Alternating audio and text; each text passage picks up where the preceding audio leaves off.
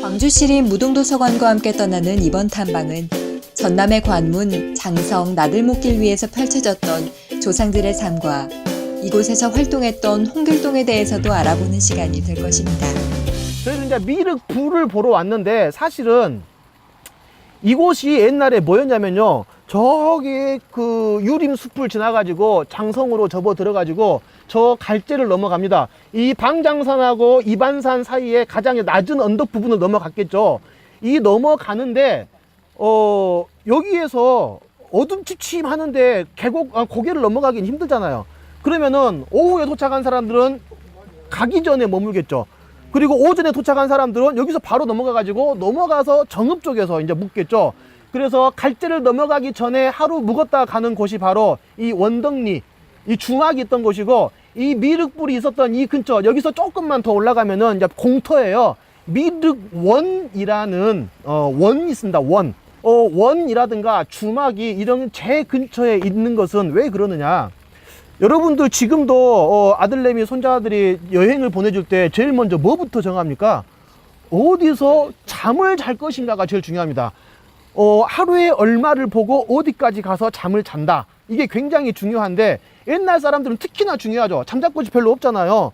지금처럼 무슨 뭐 텐트 치고 가가지고 자고 이럴 것도 아니라 반드시 숙박하는 곳을 구해야 되는데, 이거를 자기가 어떻게 구할 수가 없어요. 그래서 많은 사람들이 머물 수 있는 곳에 원이라든가 주막 같은 것을 만들어 가지고 숙박을 제공해 주는 거죠. 밥도 주고. 근데 이 원 같은 경우는 약간 주막하고 다른 게 뭐냐면, 이곳은 미륵원이 있던 자리예요.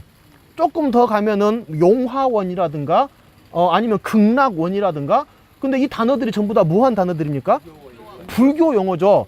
그래서 좀 더 가면은 뭐 제비원, 미륵불 이런 것도 들어보셨죠? 예, 대개 원이라는 것은 불교와 아주 밀접한 연관이 있거든요. 이 절이라는 것이 바로 이제 고려 때부터 이미 이 지나가는 사람들에게 숙박을 제공해 주는 임무들을 많이 했어요. 그래서 머무는 곳들이 중간중간에 곳곳에 있었다. 여기서 좀만 가면은 미륵원이라는 머무는 곳이 있었구나, 이런 정도로 해서 이 불상과 관련된, 그리고 갈제를 넘어가기 전에 이 사람들이 사실은 넘어갈 때 뭘 했겠습니까? 오솔길이다 이런 거 넘어갈 때 호랑이 공격도 많이 당하고, 특히 이 갈제는 도적이 많기로 유명한 곳이었거든요. 그래서 뭐 했겠어요? 여기서 비는 거죠. 나 무사히 건너가게 과거 시험 잘 볼 수 있게 해주세요. 이런 이제 이 곳을 걸어갔던 무수히 많은 사람들의 염원이 담긴 불상이다, 이렇게 이제 이해를 하시면 되겠습니다. 자, 여러분들이 이제 장성에서 정읍으로 해가지고 과거 시험 보러 간다라고 한번 생각을 해보세요. 아까 그 꼬불꼬불한 길을 따라서 이리 넘어가면은 여기 밑으로 내려가면은 정읍에 있는 굴령마을이 있는데, 왜 거기에 굴령마을이 생겼는가? 조선시대 역사책에 이런 기록들이 나와요.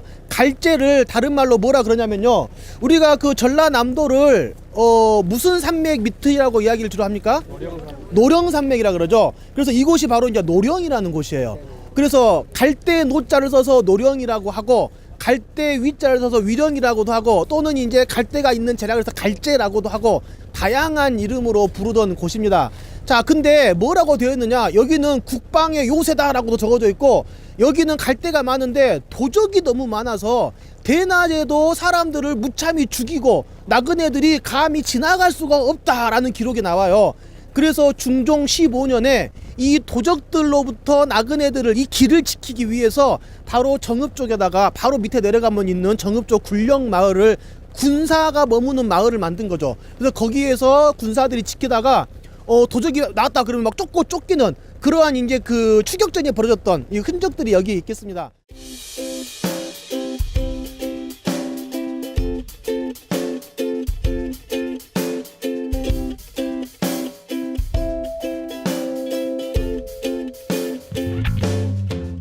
사실 홍길동이 활동했던 곳이 이제 갈제라는 이야기가 있기 때문에 갈제와 연관된 무수히 많은 사람들 중에 하나죠.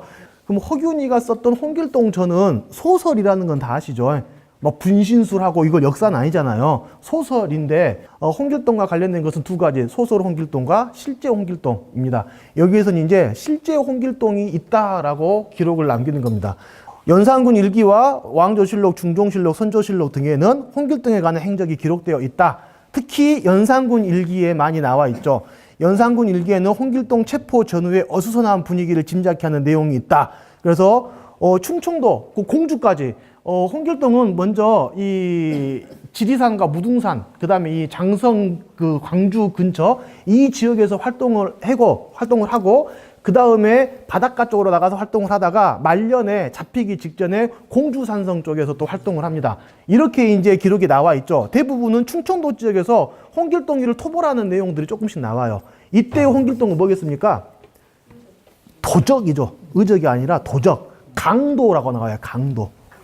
그러면은 야담집에 기록된 홍길동을 한번 봐볼까요? 증보 해동이적. 해동이적이라는 책을 다시 증보판을 해서 만들었는데 황윤석이라는 분이 이제 쓴 책이죠. 이분은 또 재밌는 게 뭐냐면 황윤석 선생은 서울에 가가지고 관직을 하는데 이 시기에 이미 왜 호남 사람들을 그렇게 차별하지라는 것들을 느껴요, 몸으로.